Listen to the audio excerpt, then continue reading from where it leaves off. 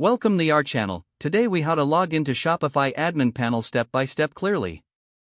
Open your preferred web browser. In the address bar, type in www.shopify.com and press enter. Once the home page loads, look for the login button located at the top right corner. Click on the login button. You will be redirected to the Shopify login page.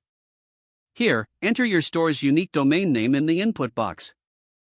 Make sure to include the full URL, such as yourstore.myshopify.com. Click on the Next button once you've entered your store's domain. On the next page, enter your account password in the provided field. If you want to remember your login details for future visits, check the Remember Me box.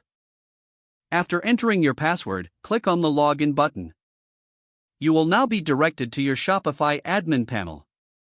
Take a moment to explore the various sections available on your dashboard. If you encounter any issues during login, double-check your credentials. Ensure that there are no typos in your store URL or password. If you've forgotten your password, click on the Forget Password link to reset it. Follow the instructions in the password reset email. Once you've successfully logged in, you can manage your store effectively.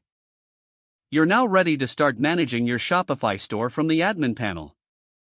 If the page does not load, refresh the browser or try again in a private or incognito window. Make sure you are using the correct email address, then retype it carefully to avoid small typos. If your password is not accepted, use the reset option and create a new strong password you can remember. Check your spam folder for verification or security emails, then complete any requested confirmation steps.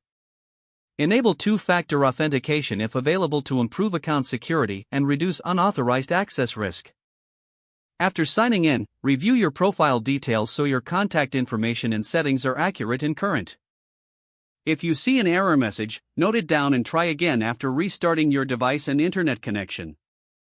Log out when you finish, especially on shared devices, to keep your account and payment information secure. If the page does not load, refresh the browser or try again in a private or incognito window. Don't forget to like this video and subscribe to our channel for more step-by-step tech guides.